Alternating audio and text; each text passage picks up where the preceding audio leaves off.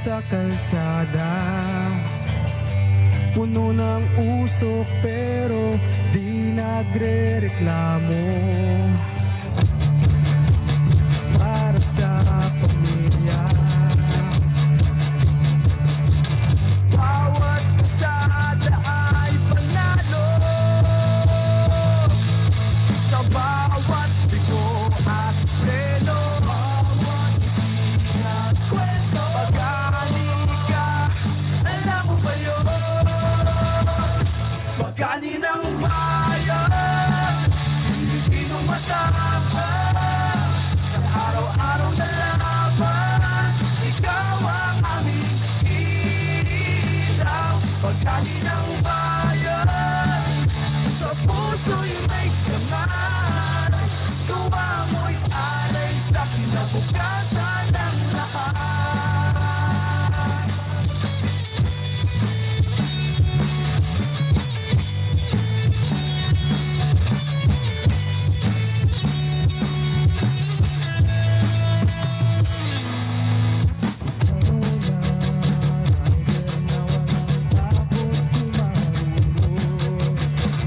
Kahit ulan o init, tuloy-tuloy ang pag-ikot.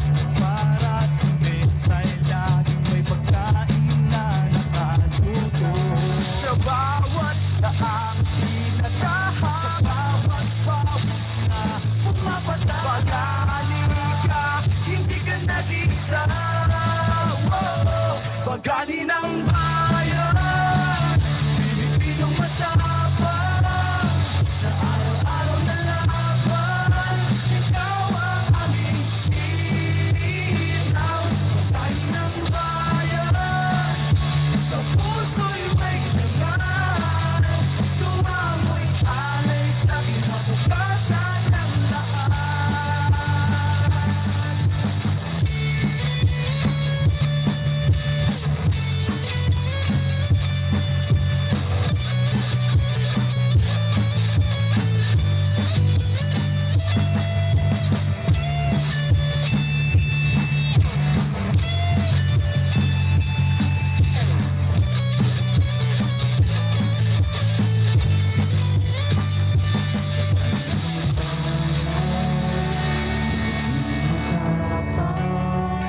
Sa araw ng laban, ikaw ang aming ilaw. Pag-ani ng bayan, sa puso'y may laman, gawa mo'y alay sa kinabukasan ng lahat. Pag-ani ng bayan, Pilipinong matapang, sa araw-araw na laban, ikaw ang aming ilaw. Pag-ani ng bayan, sa puso'y may laman, gawa mo'y alay sa kinabukasan ng lahat.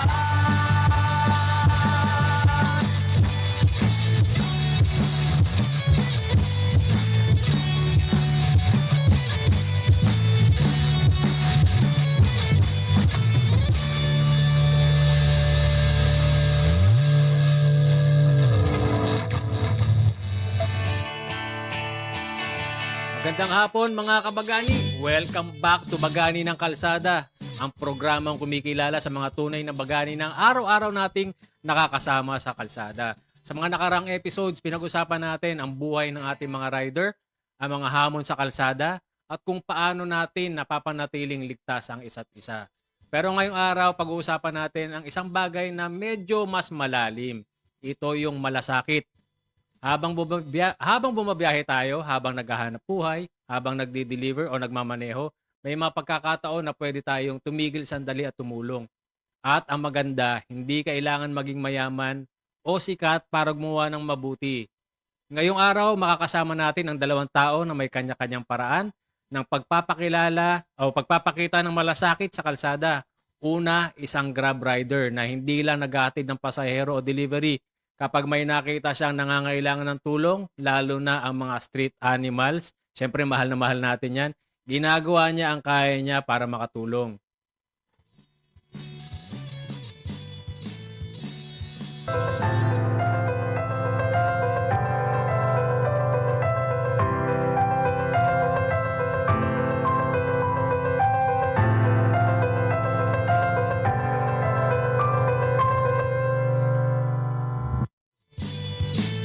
Ayun, nakita natin. Yan po si Ginoong Kabagani Bench Pass. Hello, magandang araw mga kabagani. Salamat po sa pag-imbita dito sa Bagani. Thank you po. Yun, at makakasama din natin ang isang content creator na gumagamit ng kanyang platform para bigyang pansin ang buhay, kultura at ang isyong kinakaharap ng ating mga jeepney driver.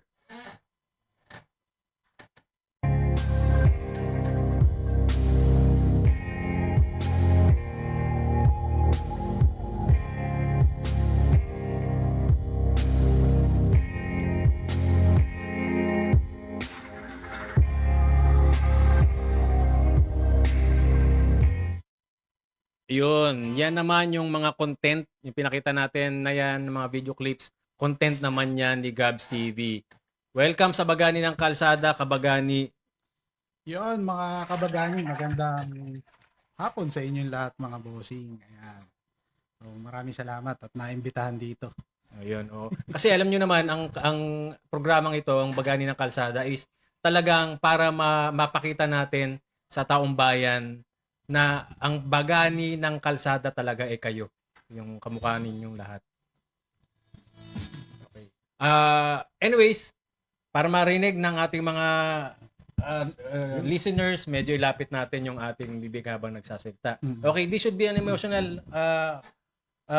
episode, no, para sa Wednesday ngayong araw na ito. Dahil syempre hindi mawawala yung malasakit sa kalye. Yes. Lalong-lalo na yung ginagawa ni Bench. Bench, paano ka nagsimula sa pagiging Grab driver? Nag-start ako mag-Grab rider 2019. Yan, nag-apply ako 7 years ago na. Etong ginagawa kong pagpapakain January 2026. Dahil last year namatay na ako ng aso eh. Okay. Etong habang nagdi-deliver ako, hinihintay ko may asong lumapit sa akin. Fast forward tayo. Pagka-deliver ko, sakto naman may bahaw ng pagkain. Pinakain ko. Nagugutom yata, sabi ko. Pinainom ko. Ayan. Ayun yung naging content ko siya. Pinost ko siya. Actually, nakapin siya sa Facebook ko. Sabi nun mga nakapanood, balikan mo. Pagbalik ko, may dala akong pagkain. Dry food para sa kanya. Sabi ko, hindi ko na makita. Hindi ko naman pwedeng i-adapt yung time na yun kasi subdivision, baka tanongin ako, baka may may-ari, baka may naghahanap. Hindi ko na siya makita, ilang weeks, months na. Yung dry food na binili ko po, yun po, doon na pinakain ko na lang sa iba. So, naubos. Yun, yung mga tip na inaano ko, iniipon ko po, yung mga sukli. Pinambibili ko ng dry food, binalikan ko ulit siya. Dahil nga sabi ng mga sa comment section, baka yun yung aso mong namatay, nag-reincarnate doon sa aso na yun. Kasi dumapit sa'yo, parang gusto niya sumama eh. Makikita niyo sa Facebook. Ayun po yun, doon po ako nag-start. Meaning, sabi mo may aso ka na namatay na, nawala. So, ibig sabihin nun, malapit ang puso mo. Yes. Sa mga pets, no? Bata pa lang ako, may alaga na akong aso. Oo. Sabi ko, itong nag-asawa na ako, meron pa akong yan, namatay nga si si Echo. Ayan, ang pangalan niya Echo.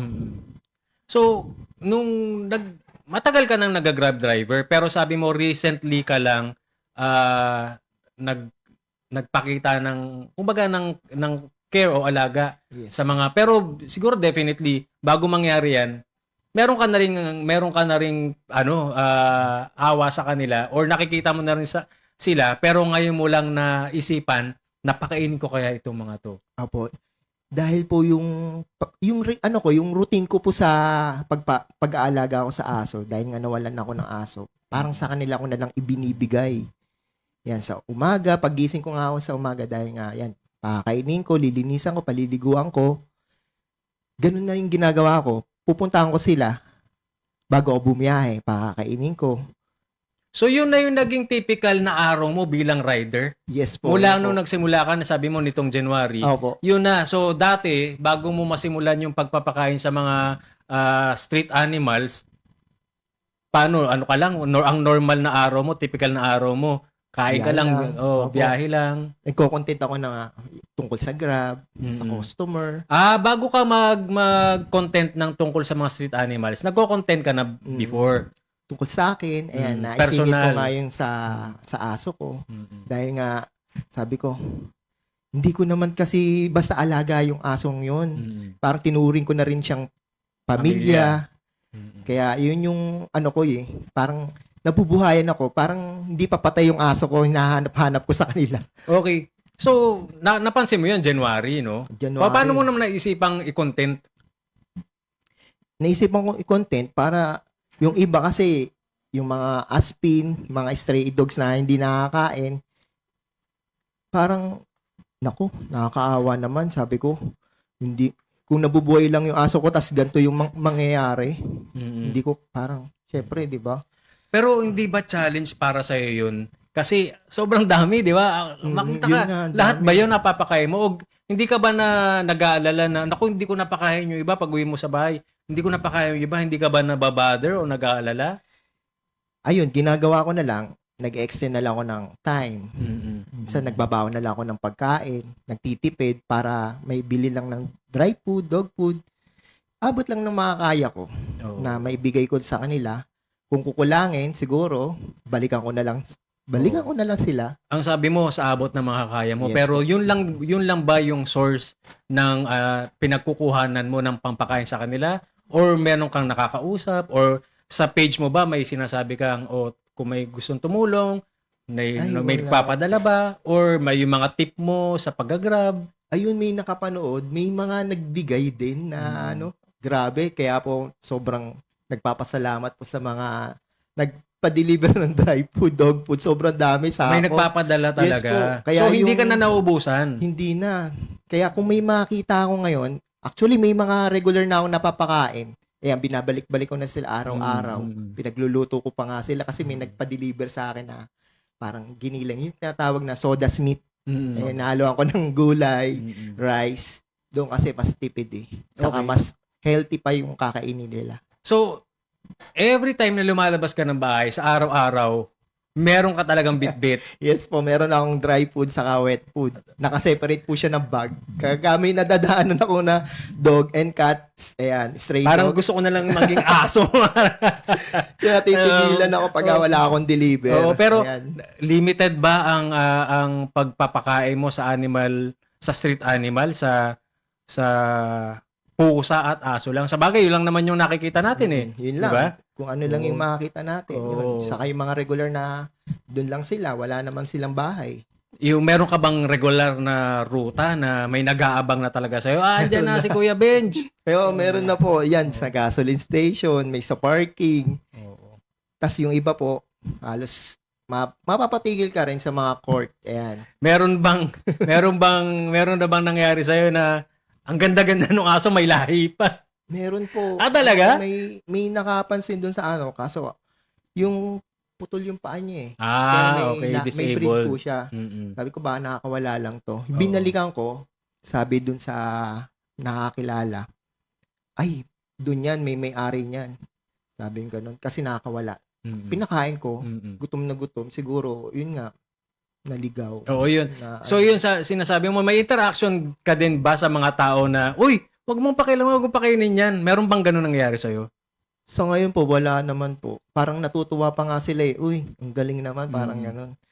Kasi may mga tao, nakikita naman natin sa news ngayon, di ba? Yung Yes, mga meron. street animals, yung may batas tayo na hindi dapat sasaktan yan eh. Pero nakakapanood pa rin tayo sa mga balita na iba sinasaktan. Yes po, may ginawa pa nga ng content, parang sinapok na ganun. Correct, di Ang ba? sakit sa damdamin. Oo, Talaga, oo. kung niisipin mo pa, alaga ako, gaganon, parang ganun eh. Oo. So wala ka naman na-encounter na, uy, akin yan eh, wag mo nang pakainin. Wala namang ganun. Wala naman po. Kasi pagka pinakain ko naman sila, hinihintay ko rin matapos para yung kalat. Yung plate. Ililigpitin mo din. Oh, may binili nga akong walis na kadaspan na maliit. Sakaling syempre makalat. Dadaspanin ko. Okay, may pagkakataon ba na habang nagpapakain ka, may lumapit. Kuya Bench, eto bigay mo or eto pambili mo pa ng pangpakain mo sa mga Opo, meron. Ikaw ba yung ikaw ba yung nagpapakain na Grab? Parang, opo, ako po. Nagbigay siya ng 100. Sabi ko, wag na po. Nakakaya naman po. Tinanggap. Hindi, tulong ko yan sa'yo. Kasi natutuwa ako sa'yo kasi may mga alaga rin na akong aso. Sabi ganon. Kaya maraming salamat doon sa nagbigay sa akin ng shout 100 shoutout. out. Di ko man nabanggit yung pangalan kasi bigla siyang umalis na kasasakyan. Nakasasakyan pa. So marami din talagang Ako kahit ako may alaga kaming aso. Syempre pamilya na rin ng touring, di ba? Yes Hindi po, ka naman mag-aalaga o magkakaroon ng pet kung hindi mo talaga mamahalin di ba? So merong bang pagkakataon na may lumapit sa na kuya, baka may oras ka, nawawala, yung aso ko nawawala, pusa ako Opo, may meron din. Opo, may nag-PM sa akin. Sir, baka po pwede nyo naman pong i-share yung aking aso. Sabi nga, sinishare ko po kasi yun nga, sa taga Marikina ako. Yan, shoutout po sa mga taga Marikina. Hello po. Na, pa-share naman po. No, may award pa nga silang binibigay. Makita lang yung dog nila. Kasi nakakaawa naman. Kahit matanda na yung aso. Kasi ang hirap Pamilya talaga Ito kasi parang naging advocacy mo na ito no. Naging parang parte na ng araw-araw mong buhay na nasa kalsada ka. Hindi ba ito nakakaapekto sa hanap buhay mo bilang Grab rider? Sa akin naman, yung sa trabaho namin, kahit mahirap, yan yung init, usok, ulan. Basta gusto mo yung trabaho mo, nag-e-enjoy ka, wala yun Sa trabaho kasi namin, pwede kang magpatay Hawak mo oras mo dyan Pwede kang magpahinga, pwede kang mag-day off. Kaya yung gusto mong gawin, magagawa mo. Tulad ng pagpapakain sa mga stray dogs and cats. Ayan. Masaya kasi, masarap sa pakiramdam makita mo silang nakakain, bubusog. Ayan. May nagpaampon na ba sa'yo ng pets nila? Ilan po na baka gusto mo mag-adapt kasi sa akin kasi baka hindi ko rin na naman maalagaan dahil nga ako lang po yung tatrabaho sa pamilya namin. Sabi ko, hindi pa ako handa kasi natatakot na naman ako masaktan. Baka mawala na naman sa akin. Ikaw kasi naghahanap buhay ka, hanap buhay mo yan di ba? Hindi ba bukod doon sa syempre gustong-gusto mong gawin yan, pero hindi ba nakakasagabal yung pagpapakain mo, ihinto ka, magpapakain ka, syempre bawat kanto bawat street, bawat barangay may makakasalubong ka, may makikita ka. Syempre ikaw ba may pamilya? Yes po, 2 po anak ko. So hindi ba parang sa pag-uwi mo sa bahay, parang kulang kinita mo kasi lagi kang umihinto. Wala bang ganong wala naman po kasi habang naghihintay ako ng booking, ayan, may time na kasi ang booking naman namin, hindi naman oras-oras, minuto meron Parang dun habang naghihintay ako, yan, nagpapakain ako sa parang kanila. patay na oras. Opo, yung tulad ng gantong oras, parang din hour. Kasi yung labas ko, yan, lunchtime, yan. Bago ako bumiyahe, papakain muna ako. Morning, biyahe ko ng tanghali, hapon, yan ako magpapakain kasi wala namang ganong umu-order. Tapos doon ako nagpapahinga. Pinakapahinga ko siguro, yun na yung pagpapakain. Sa tingin mo ba, offeran ka ng, magtayo tayo ng pet shop? Pwede. Tsaka siguro yung mga partner natin diyan na may brand ng ng animal, ng pet food, no? Baka pwede. Alam niyo naman, nakita niyo naman, kilala niyo naman siguro. Marami nga pong nagpapadala sa akin mga supplier ng pagkain ng aso, dog food, tsaka mga cats. Ayan. Anong pinaka-memorable na experience mo? Habang nagpapakain ka o yung nag-aalaga ka ng mga street animals? Memorable ko talaga yung nagpapakain ako. Yung aso ko, naging inspirasyon ko talaga sa kanila. Nakikita ko sa kanila. Parang nabubuhay talaga yung aso ko kasi yung pamilya Andun yung kawag ng buntot pagka nadating ka, busog ka. Parang hindi na sila lumalayo sa'yo. Dating mailap pa. Yung ang bilis mo silang mapaamo. Parang ganon. Nakakuha mo yung loob nila dahil nga napapakain mo sila. Parang ganun yung nakikita ko sa aso ko dati. Ang ilap niyang pagka may nagpapakain sa kanyang iba, tahol ng tahol hanggang sa ayan na, maamo na. Pero, halimbawa, nabanggit ko nga kanina, pagka ginagawa mo yan, syempre, or halimbawa, rush hour na, marami kang pasahero. May sakay ka na pasahero, nagmamadali ka. Tapos may nakita ka, iika-ikang aso o kaya pusa. Ayun, yun po. Ano yun, babalikan mo ba yun? O may time na ganun ako, binabalikan ko siya. Pagka bibigyan ko ng pagkain, naawa kasi ko eh. Lalo na pagka malapit, minsan malayo eh. Pagbalik ko, wala na. Minsan wala eh.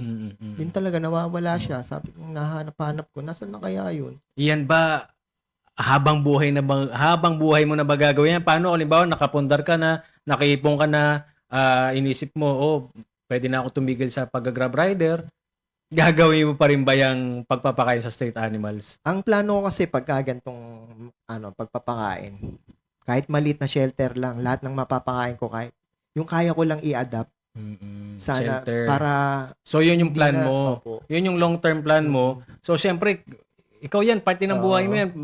Gusto ko kasi yung ganun. Animal lover ka talaga eh, no? So, hindi mo naman pwedeng parang trabaho yan na ayoko na, resign na ako, retire na ako dito. Hindi ko na gagawin to. So, Gusto hindi ko naman, may pala. exactly, yun naman kasi talaga yung kung ano yung parte ng buhay mo. Anyway, so, yun yung naging content mo eh. Yun yung, doon ka nakilala. Yes. Diba? Hindi ka, nakilala ka nung una as Grab rider. Yes. Pero, merong bang instance na nangyayari or nakakasalamuha ka sa kalye or nagme-message sa'yo, nagko-comment sa mga post mo sa FB, sa social media na ang galing-galing mo magpakain ng ng street animals. Ang dami mga taong nagugutom talaga. Wala bang ganong Wala naman pong comment na ganun. Kasi, mas tinutukan ko talaga yung mga hayop eh. Wala kasi silang boses para humingi ng Exactly, tama. tulong eh. Tama. Kasi, tama ka, wala silang boses, hindi nila masasabi kung anong kailangan Yes, po. nila. Unlike yung ating mga, yung tao talaga nangangailangan. O kasi minsan din, masakit man aminin, yung mga nasa kalye kasi na, yung iba, yung namamalibas, di mo alam kung talagang Yes po. kailangan talaga nila or, di ba, yung mga dyan, Siguro may sindikato pa eh. nabibigyan naman po ako, pero hindi ko naman po nabibigyan. Wala namang nangaaway. Sabihin sa'yo ng mga street children, kuya, yung aso pinapakain mo ako, ayaw mo ko bigyan. Wala namang ganun. Meron pa, bureau. Meron. Siyempre, bibigyan mo na lang din kahit paano. Pero siyempre, mas maganda. Hindi naman yung dog food ang ibibigay mo. Mga biscuit naman Biscuit, siguro, di ba? Meron Kahit nang mga chichirya. gumagawa po niyan. Grab din, kaso tao naman yung binibigyan niya. Tao yung Yes po, binibigyan pares niya. kami ng si Oo. Triple NTV. Shoutout sa'yo. Oh, shout out. Master Triple Oo. NTV. Sa Grab din ba siya? Yes po. O baka Grab pwede din po. natin siyang Taga Laguna. invite sa susunod na Yes. mga susunod na episode natin. Parang si ano lang yan eh. Parang si Darna G, di ba? Opo. O, Yan. siya naman yung guest natin na namimigay din. So, ito, nakakatuwa yung nakikita nyo naka-flash ngayon sa TV natin. O, yan, yung ginagawa ni Benj. Talagang, hindi lang isa. Marami, no? Marami po. Oo, marami. Tapos ito, nasa sidewalk ito, pero restaurant, kainan. Di ba? Tapos yan, baon mo talaga yan. Sa Marikina, opo. Baon mo po. talaga, Mm. nagaling talaga sa bahay mo, at talagang ikaw yung Ito sa bumibili. parking area to eh. Oo. Sinundan ko yung isang aso dyan, tapos yung tinawag ko, ang daming lumabas. So nakakatuwa naman, no? So yan po ang kwento ni Benj. Pwede nyo siyang i-follow. Pwede mo bang sabihin kung ano yung FB mo? Kung halimbawa, marami tayong listeners at viewers na pet lover din. Kung gusto nyo mag-donate, pwede naman ba? Pwede. Saan Opo, sila pwede. pwedeng Direct magpadala? message na lang po sila kasi maraming nang i-scam talaga ngayon. So, DM na lang. Opo, I-filter direct mo na message lang na kung lang po. totoo Opo, talaga yes yung... po. Yan po, Bench Pass, and may Facebook page, and Instagram po, Benjo Zero Pass, and may threads. Moto Benjo sa TikTok, and YouTube po, Benjo Pass. Thank you Ayun, po. ang dami. Kalat ka na rin sa social media, Yes. di ba? So ayan, pwede mag-break muna tayo tapos ang susunod nating interviewin yung isang napakagaling. Ito napakalaking issue nito, ilang taon na nakakalipas, yung gustong mawala, gustong i-phase out yung jeepney, no? Hindi naman pwede yung kasi parang masakit kasi parte na ng pagiging Pilipino natin yung jeepney. Parang ano yan eh, parang yung Rizal, o yung Rizal Monument sa Luneta. So pag tinanggal mo yun, parang hindi na Luneta, parang hindi na Pilipino. So naging institusyon na yung jeepney ng Pilipinas. So itong magiging guest natin, na-interviewin natin after ng break, siya isang proponent na lumalaban para mapanatili na buhay ang kultura ng jeepney. Break muna po tayo.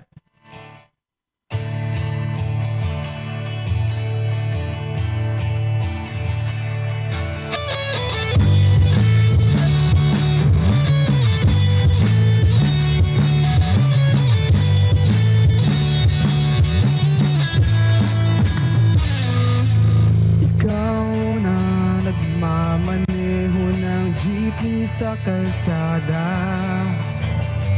puno ng usok pero di nagre-reklamo. Para sa pamilya, bawat pasada ay panalo. Sa bawat bigo at preno, sa bawat itinag kwento, pag-ani ka, alam mo ba yun? Pag-ani ng bayan, Pilipinong matapang, sa araw-araw na laban, ikaw ang aming ilaw. Pag-ani ng bayan, sa puso'y may laman, tuwa mo'y alay sa kinabukasan ng lahat.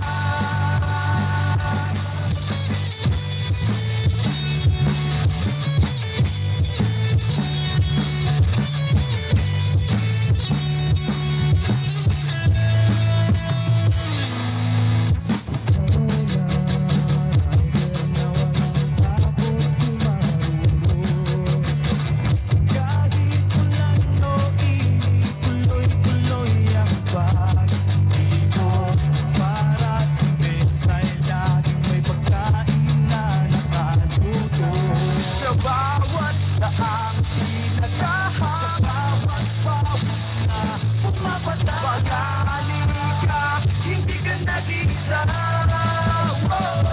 Pag-ani ng bayan, Pilipinong matapang, sa araw-araw na laban, ikaw ang aming ilaw. Pag-ani ng bayan, sa puso'y may laman, tuwa mo'y alay sa kinabukasan ng lahat.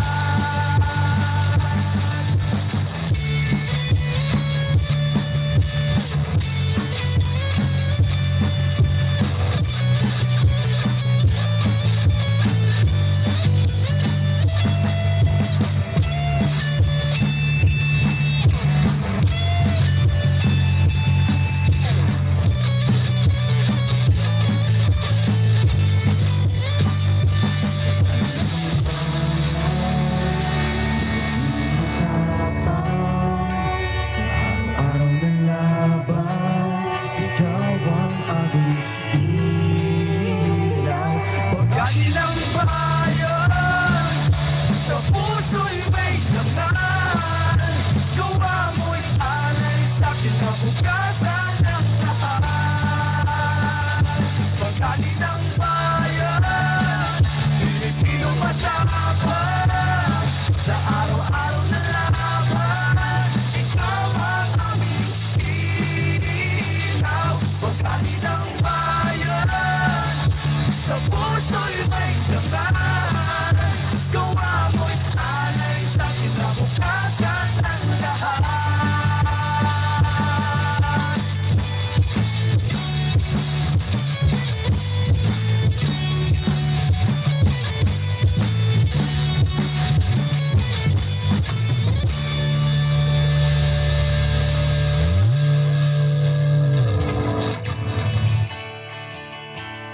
Okay, welcome back sa BNK Bagani ng Kalsada. Ang ating tema ngayon is gawang-gawa ng kalsada. Now, narinig natin kanina si Bench, no? Nagkakawang-gawa. Ang kawang-gawa niya kasi malasakit para sa street animals eh. Itong isang guest natin malasakit din, pero sa kultura naman ng pagiging Pilipino, sa kultura mismo ng Pilipinas, kamukha ni Bench kanina na nakita niya may problema, maraming street animals na nagugutom. Ginawa niya ng paraan sa pamamagitan ng pagpapakain, no?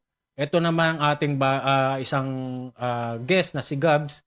Gumawa siya ng content na tinawag niyang Gabs TV para naman mabigyan ng boses yung ating isang malaking problema na kinakaharap ngayon, yung pagpa-face out ng jeepney. Andito ngayon si Gabs TV. Anong pwede tawag sa'yo? Gabs na lang. Gabs na lang, si Gabs, no? Gabs, paano nagsimula yung interest mo sa jeepney culture? Actually, sir, bata pa lang ako, grade 3. Nahilig na ako sa mga jeep kasi way back noon, nakatira kami sa Pateros and then sa Pasig ako nag-aaral. Parang nagko-commute daily.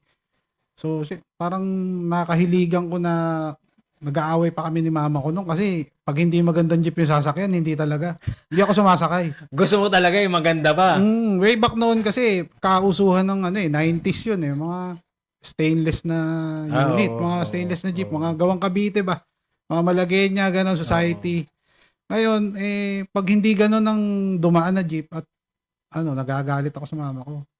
Bakit? Ayoko niyan. Inihila na ako. Malilate ka na, malilate. Hindi, ayoko niyan. Pili tayo ba? Ay, talagang kumbaga nahilig na rin ako hanggang sa umidad na ako, ganun. Kumbaga, sa jeep din ako natuto mag-drive. Kumbaga yung iba, syempre lahat naman ng bata mahilig sa sasakyan eh. Pero yung iba, gusto sports car, di ba? Yung iba nga aeroplano. Ikaw gusto mo jeepney talaga. Yes, sir. O ganun ka ka-Pilipino, ganun ka ka-Pinoy. Hindi mapagkakaila kung na Pinoy talaga si Gabs. Bakit naman naging mahalaga sa iyo yung pagbibigay ng boses sa jeepney driver? Kasi syempre, sino ba yung kanino sasakyan ba yan? Syempre sa mga jeepney driver. So paano naman nagkaroon ng importansya sa iyo yun? Kasi sir, na-experience ko din po kasi na bumiyahe. Okay. Kumbaga, nakita ko rin po yung pagod sa kahirap ng isang driver. Hindi siya nagiging equal dun sa dun sa, kumbaga, patakaran na inaano ng gobyerno. Kasi parang, ang nangyayari, iniisip ng tao, driver lang yan Jeep lang yan Kumbaga, parang, parang nagbabayad naman kami. Ganun, parang, hindi ganun. Kumbaga, may misconception yung tao sa Yun nga jeep. yun yung masakit dahil ang sabi ko nga nung unang-unang episode ng BNK o Bagani ng Kalsada, ang importante talaga, ang nagpapagalaw talaga ng ekonomiya is yung mga driver talaga jeepney driver man yan, taxi, basta yung mga driver na naghahatid ng pasahero, di ba? So gaano kadalas nating hindi nakikita yung isang buhay ng isang jeepney driver? I mean, ano yung mga hindi natin nakikita na ordinaryong Pilipino, isang manggagawa, na hindi nila nakikita tungkol sa mga jeepney driver? Kumbaga kasi, iniisip ng tao, parang, ihahatid lang kami yan, driver lang yan. Ang hindi nila alam, merong pamilya sa likod. Siyempre, May mga nag-aaral. Oo. Mga ganun. Siyempre, tao yan. Tao May tayo pamilya lahat. din. May pamilya din. Kung anong meron ka, may pamilya ka, may mga anak kang pinag-aaral, siyempre yung mga jeepney driver din. Kaya nga sila naghahanap buhay. Dahil kailangan may matustusan yung pamilya nila, di ba? So ito nakakatuwa to ito naka-flash ngayon sa screen natin, yung maliit na jeepney. Siyempre alam mo yung history ng jeepney, di ba? Ngayon, sa tingin mo bakit nila pin-phase out? Bakit kailangan ito i-phase out yung jeepney? Sir isa lang naman po nakikita akong dahilan yan Pera. Pagkakakitaan. Actually, hindi muna nila inalam sa mga talagang naghahanap buhay sa kalsada kung ayos pa ba yung ipapalit nila, 'di ba? Kung okay ba kasi ang jeep kasi sa totoo lang napakadali niyang i-maintain. Napakadaling i-maintain yan. Yung jeepney natin ngayon. Yung traditional jeepney na yan, napakadaling i-maintain yan. Yung mga sinasabi nilang mausok, saka mga bulok, kayang-kaya namang gawin yun. Ayusin, kayang remedyohan. Kayang gawin nyo. Kahit, usually, kaya lang naman nagiging mausok ang jeep dahil sa injection pump Okay. So, si injection pump, i-calibrate mo lang ng ayos yan. Tapos, mag-change oil ka lang every 2 to 3 months. aayos hindi na ulit. itim yung usok niyan eh. Tama Yun lang, kasi oh. tama nga naman. Ito na lang ang logic dyan. Kung lahat ng jeepney ay may problema, di sana lahat ng jeepney na sa kalsada ngayon itim ang usok. Correct. Pero hindi naman natin nakikita yon, di ba? Lahat. Hindi lahat. Kumbaga, doon na kasi pumapasok yung pagiging responsableng operator Okay. sa pag may maintain ng jeep. Pero sabi mo, responsableng operator o mismo yung driver kung ikaw yung may-ari mismo ng Yes. jeepney. Mm-mm. Pero sa tingin mo ba yun lang din ba ang factor? O meron ding anggulo na gusto kong ipaayos to itong jeepney ko. Alam ko may problema eh. Mm-mm. Pero wala akong magagawa dahil yung kinikita ko sa isang buong araw, sapat lang pang Possible, may mga ganun din. Kaya Diba? hindi rin natin masisisi lahat ng mga may unit na hindi naman natin sasabing bulok o may kalumaan na hindi napapaayos kasi meron silang mga obligasyon din sa pamilya. Okay. So itong content mo na ito, nakita natin kanina yung sa mga videos na pinapakita. May ang gaganda eh. Hindi pang biyahe sa hindi pang biyahe sa kalsada, yung iba pang show talaga. Yes po. 'Di ba? Ito ang cute-cute nito, yung maliit na ganyan, pang show talaga. Mm. So, paano mo nasimulan na hindi lang yung sa kalsada yung i-feature ko? Kumbaga yan, kumukha niyan, may mga show talaga. Meron ba talaga mga show na Meron para po. sa jeepney? Meron po. Actually, kaming way back noon pa, 2010, nagkaroon po ng mga show. Mhm. Kumbaga yung mga taga ibang lugar, taga Cavite, ganyan. Gumawa sila ng mga unit na pang show. Mhm. So, ang nangyari, nagsunuran na yung ibang builder ng jeep hanggang sa may mga event na car show, kagaya niyan, si B2B, shoutout sa inyo, B2B. Shout out. So, nagpapa-entry sila ng mga jeep. So, yung mga producer o manufacturer ng mga jeepney, sinasadya nilang gumawa Na ng maganda. pang-show talaga. Yes. Yung bang mga pang-show na ginagawa nila, pwede rin ipang biyahe yan? Meron. Actually, yun, yung kasama nung maliit na jeep na yun, yung nasa kaliwa, pang show siya. Pang-show, And then at the same time, pambiyahe. pinambabiyahe niya. Mm-mm. Pero yun lang ba, alimbawa ako may jeepney ako, no? Mm-mm. Pero pambiyahe yung jeepney ko, operator ako, meron akong isa, dalawa. Pwede ko bang ipang-show din yun? Pwede. Ang ika nga nila, kung gusto mong sumali sa mga ganyan, syempre dapat malalim ang bulsa mo. Dahil, Syempre, pagagandahin mo na maigi yun eh. pero ano ba yung category? May mga category ba yan? Yes. Pagandahan, papugian, pabilisan, Sa tulen, wala. Kumbaga, more on forma. pang-forma talaga. Ayan. Oo, Kasi kasi, mga sounds, ganyan. Oo. Sinesetapan sila eh. Kumbaga, more on talaga sila. Pagandahan. tama, alam nyo kasi mga kabagani, ang jeepney talaga, alam naman nating lahat yan, sa school pinag-aralan natin yan, yan ay naging kultura natin, yan ay tumatak. Pagka dalin mo sa ibang bansa yan, alam kagad nila sa Pilipinas galing yan. Ngayon, parang gano'n na ba kalaki? Ano tong Woodstock na ito? Ayun. Ayun yung sinasabi ko kanina. Yung kasama Oo. nung Oo. yung kasama nung maliit. Mm-mm. Ayan, actually, Yung yan, Woodstock grupo ba yon? ano siya, sikat siya na jeep sa Novaliches. Kumbaga, Jeepney maker yan. ano siya, yan yung may-ari si Sir Jason. Mm-mm. Yan. Yan yung, kumbaga, isa rin sa mentor ko yan sa pag-jeep. Kasi, isa yan sa matagal na rin na nag-jeep sa parteng Novaliches. Mm-mm. Actually, kilalang kilala yung jeep na yan doon. And then, yung mga learnings about sa paano mag-maintain ng jeep. Mm. Kasi siya talaga simula ilalim hanggang sa taas, napakalinis. Mm-mm. Yung mga molye, lahat, hindi niya hinahayaan na laging madumi yan. Ang jeep na yan, bago bumiyahe, laging malinis. So, pinambabiyahe niya yan? Yes. Parang ang sarap sumakay. Parang yan na lang gusto kong service araw-araw. Oo. Kumbaga ano sa kasi siya. opisina. Ayan. And then yung isang jeep naman na yan, si Hotness. Ayan. So, shoutout kay Boss Nep. Yan yung, kumbaga sila yung mga, kumbaga icon sa Novaliches. Ayan. And then, basta, si Boss Jason, yan talaga, salute talaga. Karamihan, kumbaga trendsetter siya eh. Kung ano yung makikita sa jeep niya, kinagaya ng ibang mga operator. Siya din ba? Sino yung nag-organize ng mga show, mga jeepney show? Minsan si B2B. And then kami kasi nagpapa-event kami. Patukan nights ang tawag. Kumbaga, nagpapa-event din kami. Pero EB. So, ano siya eh, yung mga, Kumbaga lahat ng mga mapoporman jeep, sige, punta kayo, parang ganon. Parang tambay nights, ganon, meet up. Meron din. Meron. Pero Kapag ba Once a year. sumali sa mga ganyang car show na ganyan, may mga pa-premyo ba yan? meron. May cash ba yan?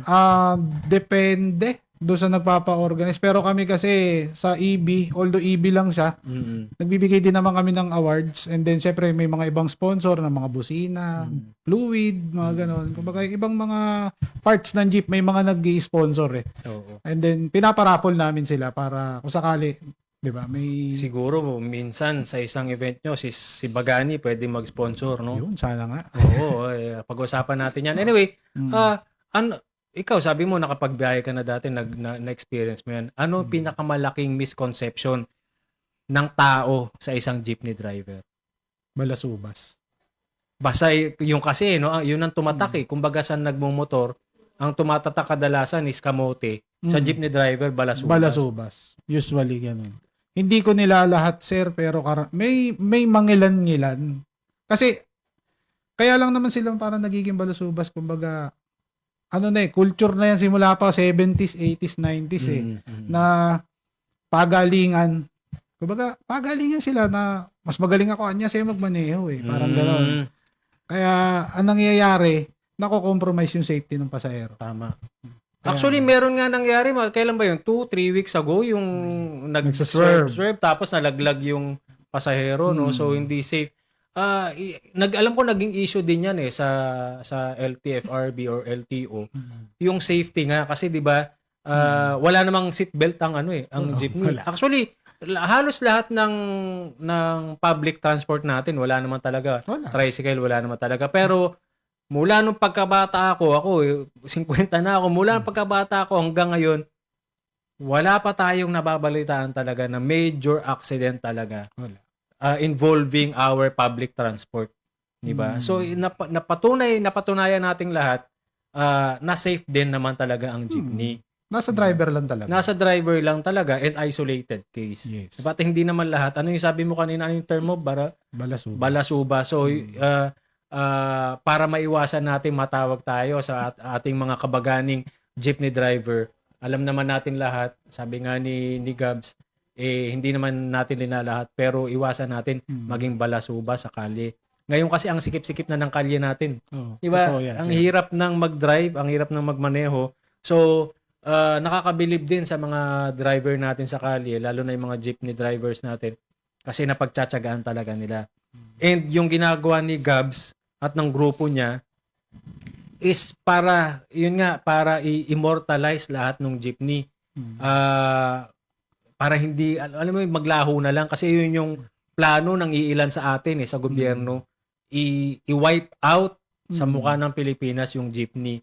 Medyo masakit nga naman yung kasi sabi ko nga, kultura ng Pilipino yan ang jeepney. Para sa akin lang, hindi ba sila nahihiya pagka yung mga foreigner dumarating dito talagang tuwang-tuwang makakita ng jeep tapos Correct. tayo gusto nating alisin, di ba? Correct, di ba? Kasi nga, identity natin yan Yung iba nga, ewan ko ako nakita ko lang din sa social media, yung ibang foreigner, pag bumisita dito, tama ka sa sinabi mo, sa sobrang nagugustuhan nila, yung tsura ng jeepney, inuuwi pa nila sa mga bansa nila. Yung isang napanood ko last week lang, German national, nagbakasyon sa Pilipinas at na-inlove sa jeepney. Pag uwi niya sa Germany, gumasto siya ng malaking pera para lang makapag-uwi ng jeepney. Diba? Tapos sa atin, iniisip ng iba sa gobyerno natin, tatanggalin na basa-basa. Hindi nga naman makatarungan yun dahil syempre nga kultura natin yan. Diba? Tsaka maidagdag ko lang din, yung mga galit sa traditional jeep na dapat daw i-phase out. Halimbawa, may mga na-aksidente, phase out na yan, ganyan. Alam nyo, kahit i-phase out nyo yung jeep, kung yung driver, balusubas pa rin, at nilipat nyo sa modern, parehas lang Ganon pa rin. Diba? Sasakyan lang yung naiba Oo. Diba? Di bali sana kung ipapalit, self-driving. Oh, diba? Pwede. Diba? Or bigla na lang ihinto kapag... so, tama si Gabs. Wala sa sasakyan yun Nasa magdadala yun. Nasa nagdadala talaga. So, sabi nga kanina, huwag maging balasubas. Diba?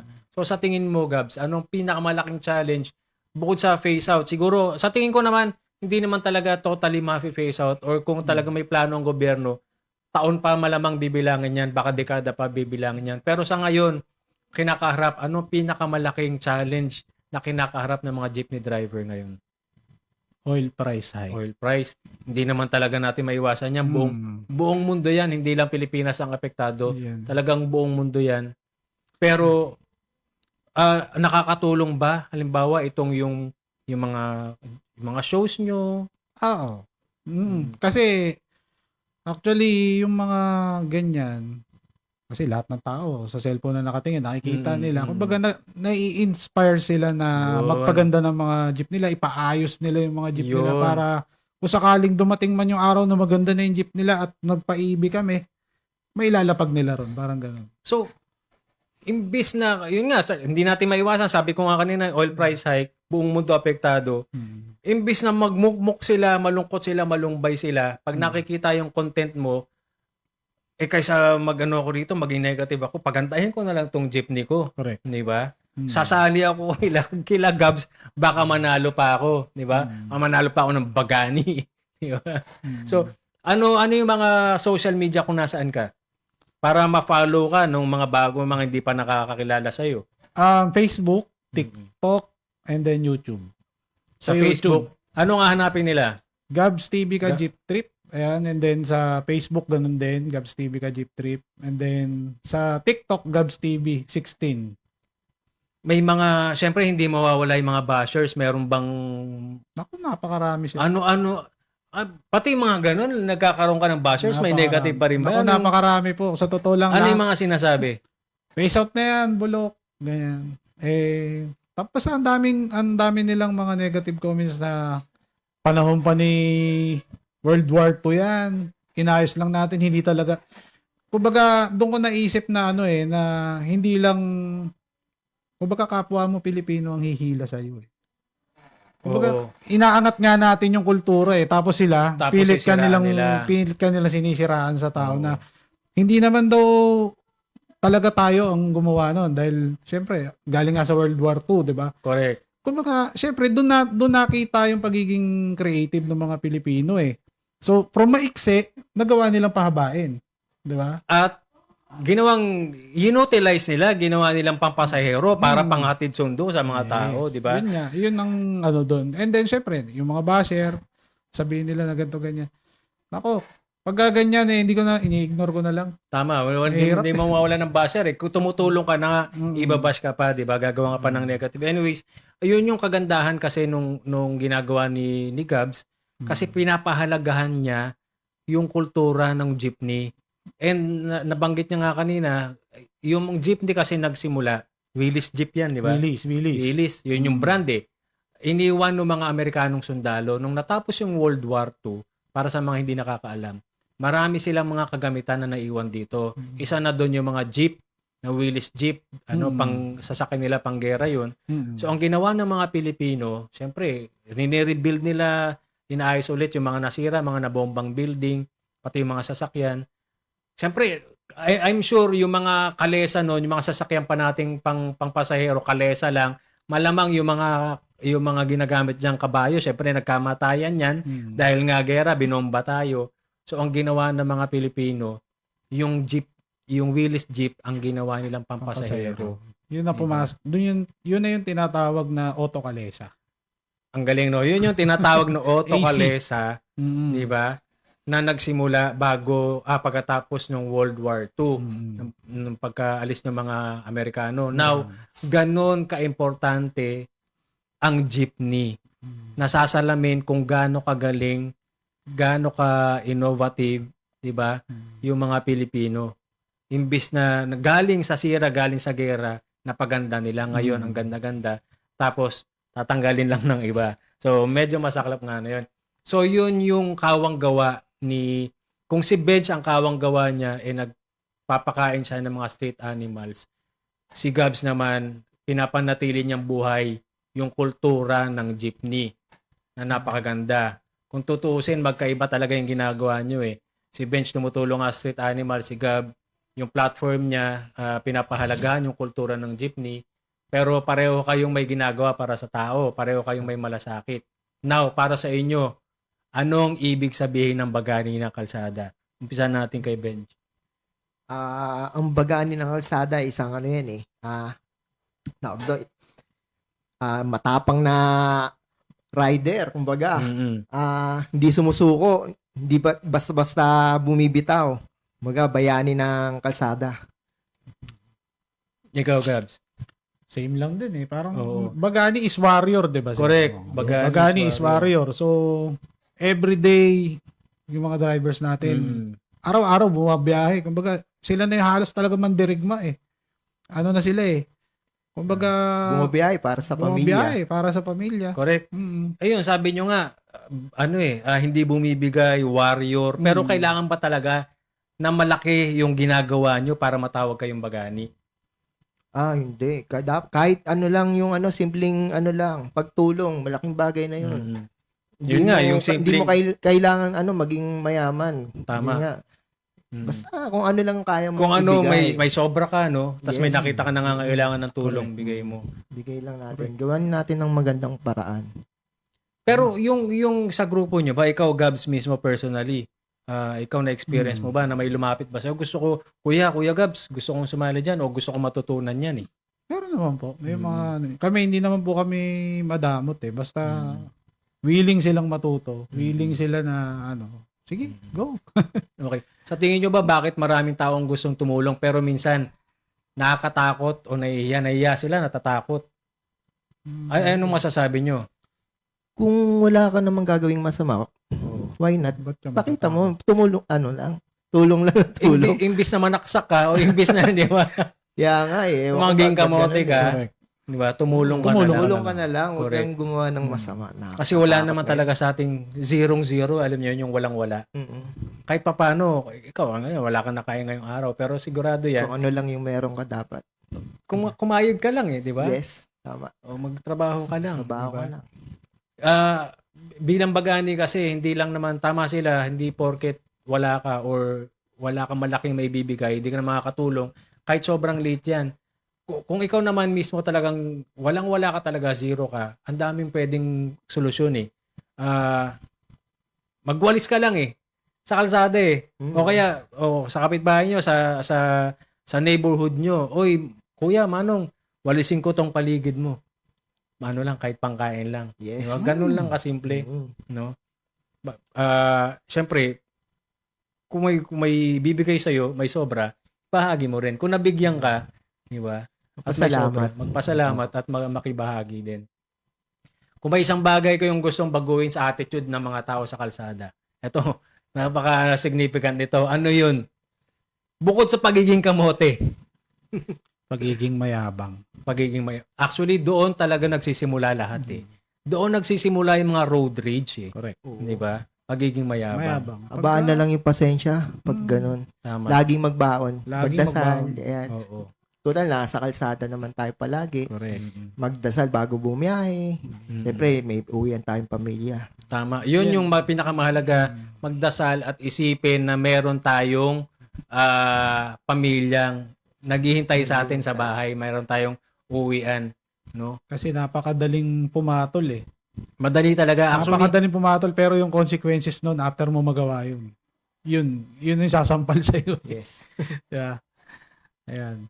anyway, siyempre, meron tayo kasing meron tayong bagani ng bagani of the week. Pero siyempre, ibibigay na natin muna kay Bench yun sa maraming natulungan niya na mga street animals. Siyempre, hindi rin natin pwedeng baliwalain yung ginagawa na napakalaki din ni Gabs yung talagang pag-iwas na mawala talaga yung kultura ng jeepney kasi identity natin yan eh. Kumbaga parang pag tinanggal mo yan, parang tinanggal mo na yung salita nating Tagalog o Pilipino. Correct. Diba? Kung wala yung jeepney, wala Kadugtong talaga yan tayo. kadugtong. Oo.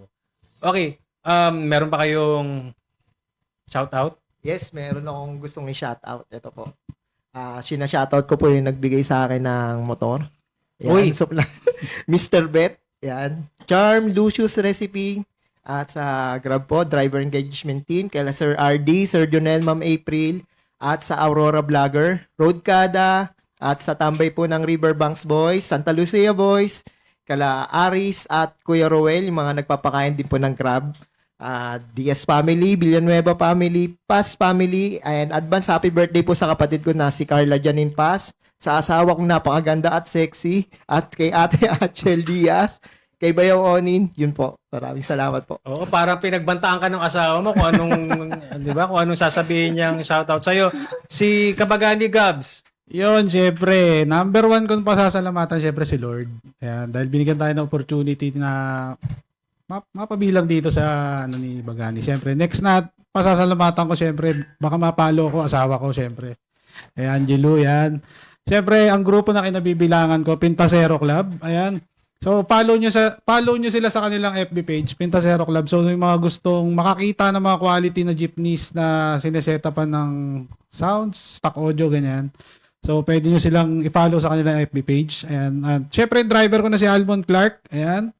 At Kulatog Works, Jers Boys, Cavite Pines, Team Low Speed. Syempre, Boss Kulas, Denny Santiago, Mike Aventurado, Team Saraw. Ayan, sila Manager Ed, Best Friend Toto. Ayan, Boss Taba.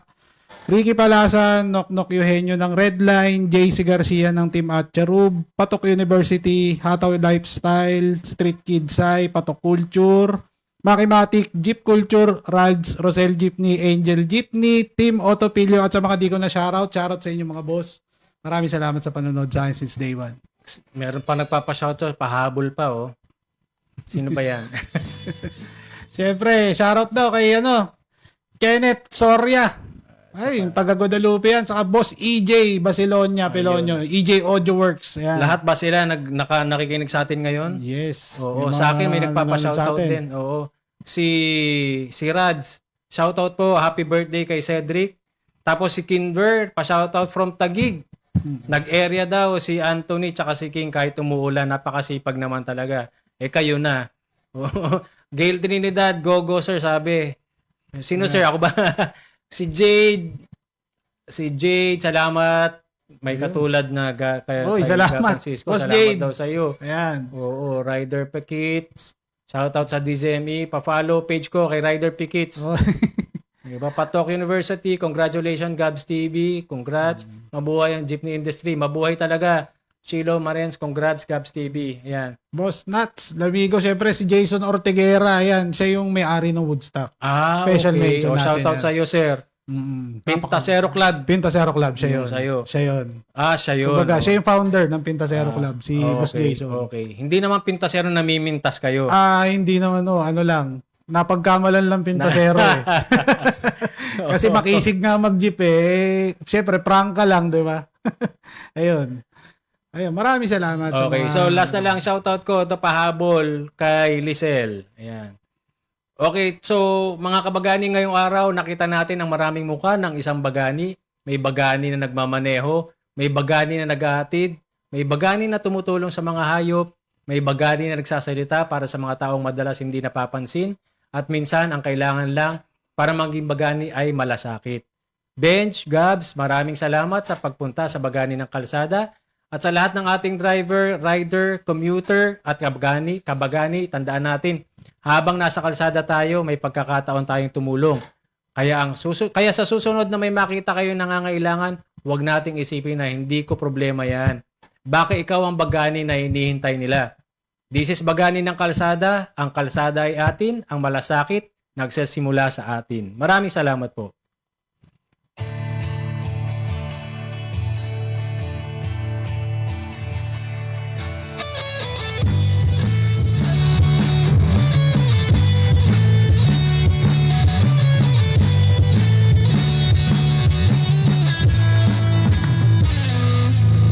Ikaw na nagmamaneho ng jeepney sa kalsada, puno ng usok pero di nagre-reklamo. Para sa pamilya, bawat pasada ay panalo. Sa bawat bigo at preno, sa bawat itinag kwento, pag-ani ka, alam mo ba yun?